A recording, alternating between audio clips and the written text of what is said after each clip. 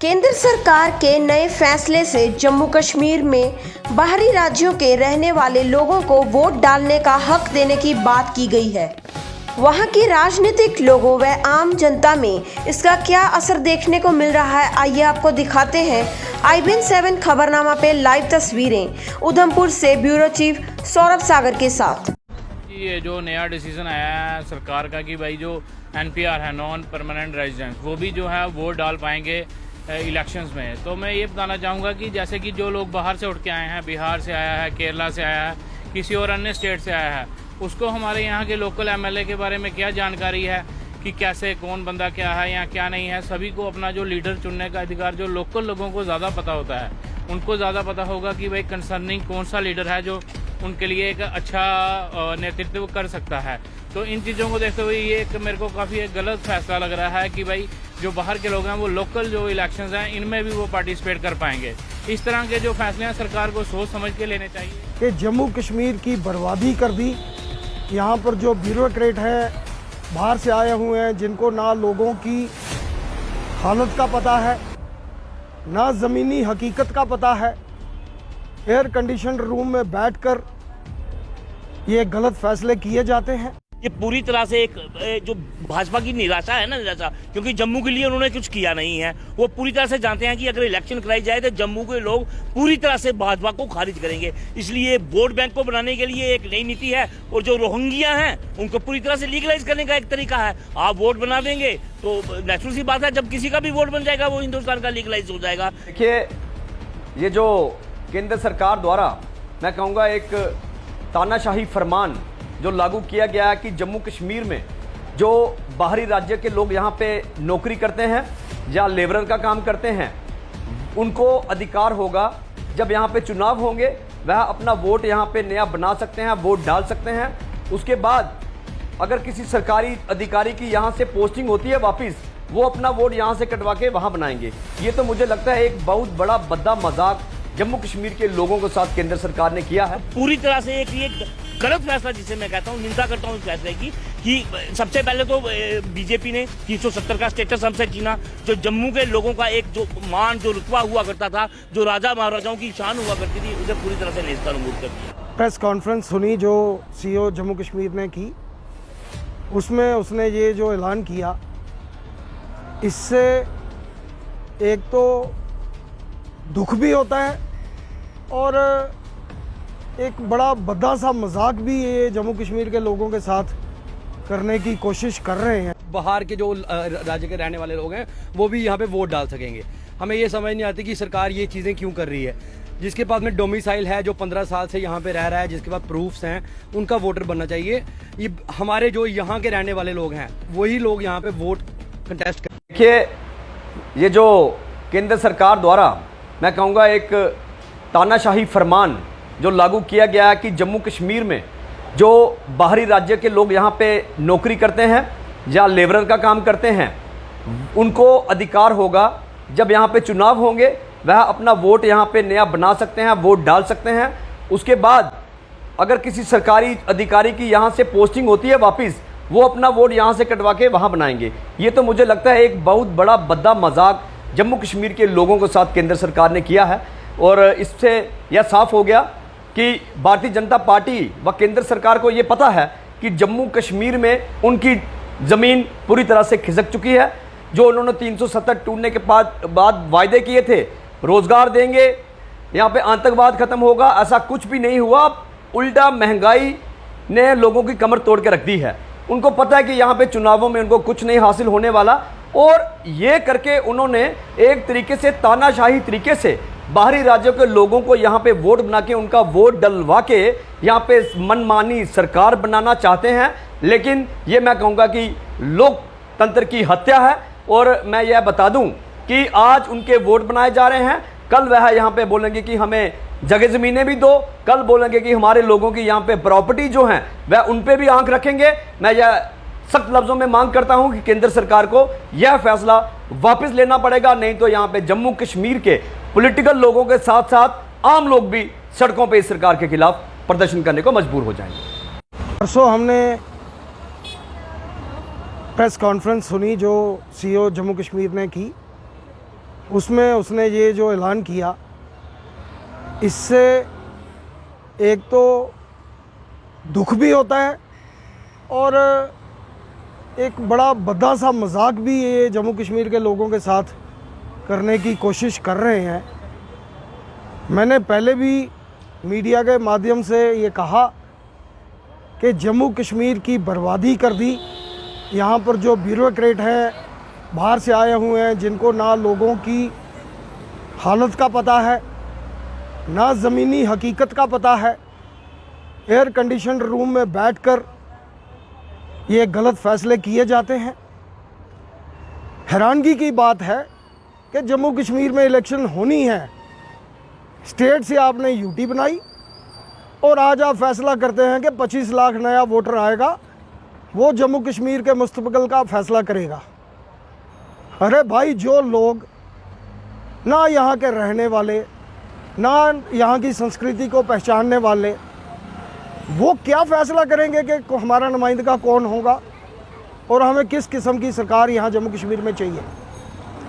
2018 से जो तजर्बा सेंट्रल गवर्नमेंट यहाँ कर रही है, लोगों की बर्बादी कर दी, रोजगार देने के बजाय छीन लिए। और महंगाई का आज आलम देखिए कि सेंटर में बैठे हुए लोग नशे में मस्त हैं, चूर हैं, वो लोगों की तरफ देखना नहीं चाहते हैं। आज आटे पर जीएसटी, दूध पर जीएसटी, पनीर पर जीएसटी। अरे भाई, अब तो एक सूरज की किरण रह गई है, जहाँ हवा है लगाओ इसके ऊपर भी जीएसटी और मारो लोगों को। ये कैसी सरकार आई है जो सुनती ही नहीं है बात। वही हालत जम्मू कश्मीर में है।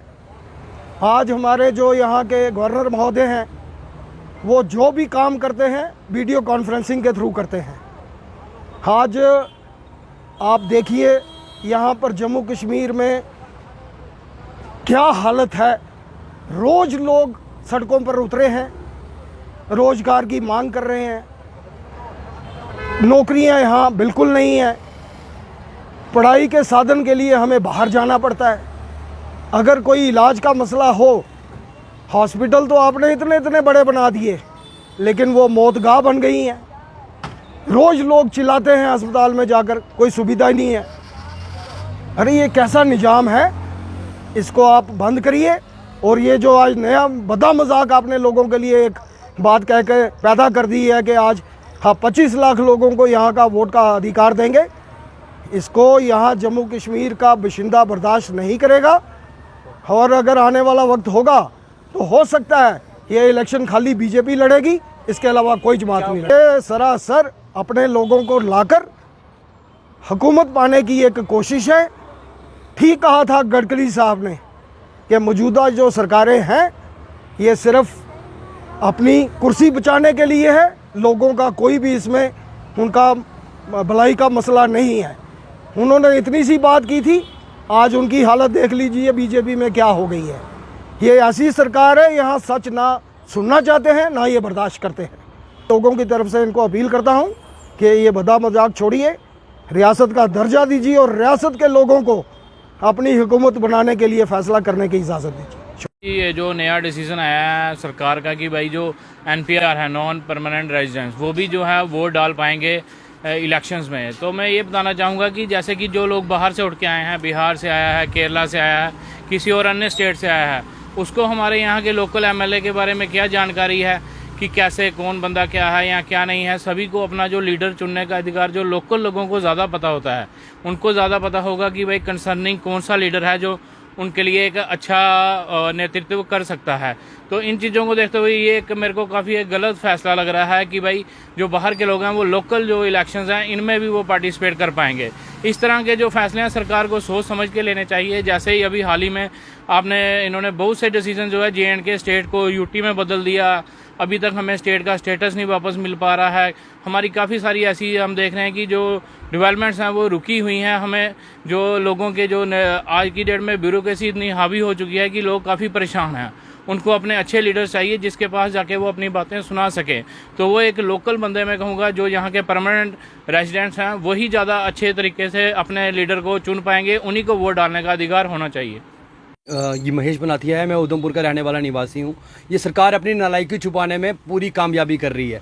जैसे कि आपको ये पता लगा होगा, थोड़े दिन पहले ये खबर आई थी कि इन्होंने ये बोला था कि बाहर के जो राज्य के रहने वाले लोग हैं वो भी यहाँ पे वोट डाल सकेंगे।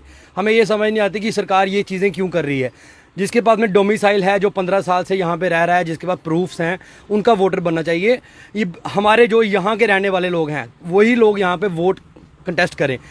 सरकार, क्योंकि सरकार को पता है सरकार ने कोई काम किया नहीं है। ये खुद अपनी नालायकी छुपाने के लिए लोकल्स को वोट ना लेकर बाहर के राज्यों को लोगों के वोट लेकर एक जीतने की ये ख्वाहिश में है। हमें नहीं लगता कि उन्होंने कोई काम ऐसे किए हैं कि ये लोकल्स इनको वोट देंगे। अब ये अपनी नालायकी छुपा रही है। ये सामने नज़र आ रहा है कि इन्होंने कोई काम किया है नहीं, तो इसलिए ये बाहर के राज्य के लोगों को लाकर ये चीज़ें ये करना चाहती है। मेरा कि 370 टूटने के बाद में जो इन्होंने बैक स्टेप्स लिए हैं वो स्टेप्स अच्छे लेते तो ये लोकल लोग उनको खुलकर वोट करते। नमस्कार, मेरा नाम अंकित सैनसन है और जैसे पता चल रहा है कि श्रीनगर और जम्मू कश्मीर में ऑर्डर आ रहा है सेंटर की गवर्नमेंट की तरफ से कि बाहर का लोग भी यहाँ वोट डाल सकते हैं। ठीक है, अच्छी बात है अगर ये ऑर्डर आ रहा है, पर एक चीज की हैरानी होती है कि जो एमएलए की इलेक्शन होती है वो लोकल मुद्दों पे होती है। अगर एमपी की इलेक्शन हो तो वो देश के मुद्दे के लिए होती है। एमएलए इलेक्शन तो लोकल कॉन्स्टिट्यूएंसी को डेवलप करने के लिए होती है। तो मुझे लगता है ये कहीं ना कहीं कोई सही फैसला नहीं है, क्योंकि लोकल इशू तो लोकल लोगों को ही प्रॉब्लम आती है।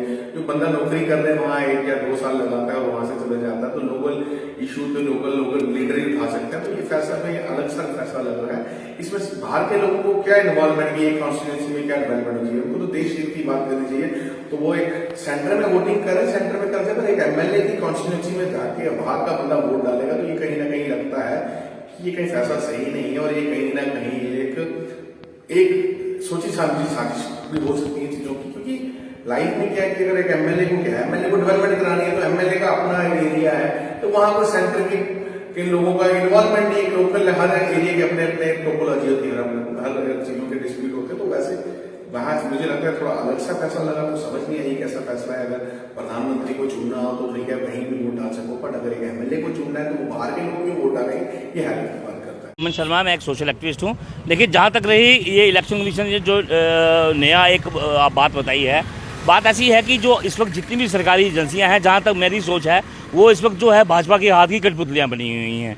ये पूरी तरह से एक देखो, पैरामिलिट्री फोर्सेस वालों को तो पहले भी वोट डालने का हक था, पोस्टल वोट तो पहले भी होते थे, ये कोई नई बात थोड़ी ना है। अभी नई बात ये है कि उन्होंने कहा कि जो लोग पिछले 15 सालों से या 14 सालों से यहाँ ऑलरेडी रह रहे हैं, यहाँ जॉब कर रहे हैं, यहाँ पढ़ाई कर रहे हैं, उनको वोट डालने का अधिकार। अरे भाई, मुझे ये बताओ, मैं आपको गिनकर बता सकता हूँ कि कम से कम 20 साल से कम तो कोई है ही नहीं बाहरी राज्य का जो उधमपुर में नहीं रह रहा है। हम छोटे से होते थे, नेहरू स्कूल में पढ़ा करते थे, एक टीकाराम जी वहाँ कुल्चा लगाया करते थे। मैं आपको 25 साल पहले की बात बता रहा हूँ। तो कौन ऐसा है जो 20-15 साल 25 साल से यहाँ नहीं रह रहा है? ये पूरी तरह से एक जो भाजपा की निराशा है ना, निराशा, क्योंकि जम्मू के लिए उन्होंने कुछ किया नहीं है। वो पूरी तरह से जानते हैं कि अगर इलेक्शन कराई जाए तो जम्मू के लोग पूरी तरह से भाजपा को खारिज करेंगे। इसलिए वोट बैंक को बनाने के लिए एक नई नीति है, और जो रोहिंग्या हैं उनको पूरी तरह से लीगलाइज करने का एक तरीका है। आप वोट बना देंगे तो नेचुरल सी बात है, जब किसी का भी वोट बन जाएगा वो हिंदुस्तान का लीगलाइज हो जाएगा। तो पूरी तरह से एक ये गलत फैसला, जिसे मैं कहता हूँ, निंदा करता हूँ इस फैसले की, कि सबसे पहले तो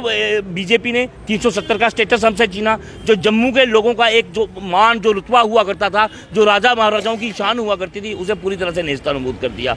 उसके बाद उन्होंने डोमिसाइल का जो उन्होंने चलन चलाया कि डोमिसाइल लेंगे, करते करते धीरे धीरे वो अपने मंसूबे तक पहुंच रहे हैं। धीरे धीरे वो जो रोहिंग्या, जो बाहर के शरणार्थी होंगे, उन्हें लीगलाइज करेंगे, वोट देने का हक देंगे, क्योंकि उन्हें पता है जम्मू के लोग अब उन्हें वोट करने वाले नहीं हैं। फिर वोट करने वाला तो कोई होना चाहिए ना, सिंपल सी बात है ये। IBN 7 खबरनामा, हर खबर सच के साथ।